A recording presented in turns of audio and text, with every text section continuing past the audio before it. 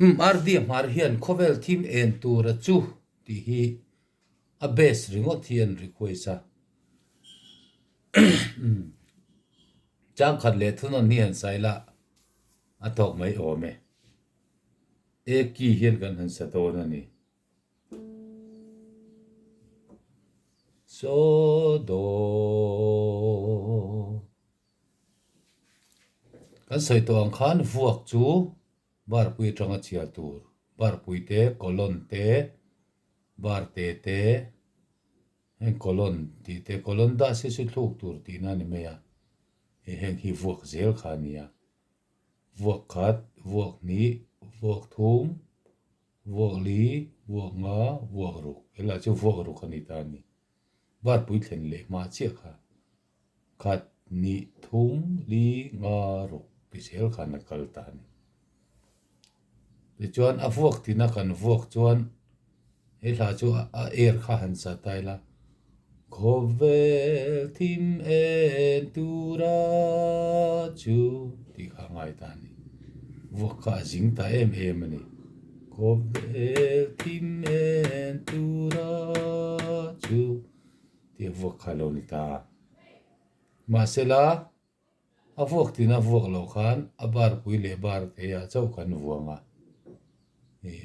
vuak thum ang khan kat ni thum tiang deuh khan kha kha thle an ti ta ni kan thlep pa thlep om je chu kan vuak kha ti na ni chu bar pui le bar te ya chau kan vo don ni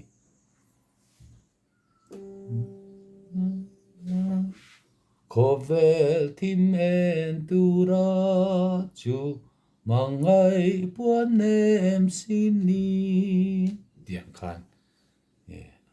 bar pui le bar the a chau khan vota ni a bes chu so do ti kha lo ni ta so do khovel thim en tura chu mangai puan em xin ni Bethlehem tlang ko hara chun riang mari choin in ngai tom le re om huamin kan ta na lo piang ta it joy moyang lal Christa chu kan ta na lo pianga mana mi ten lom lo ma se cây nín nín lo mang u kan nei zong ne na lo pian na Bethlehem mi pan na tihani tani ar dear on request ania chang ni na han sa le chini na thawme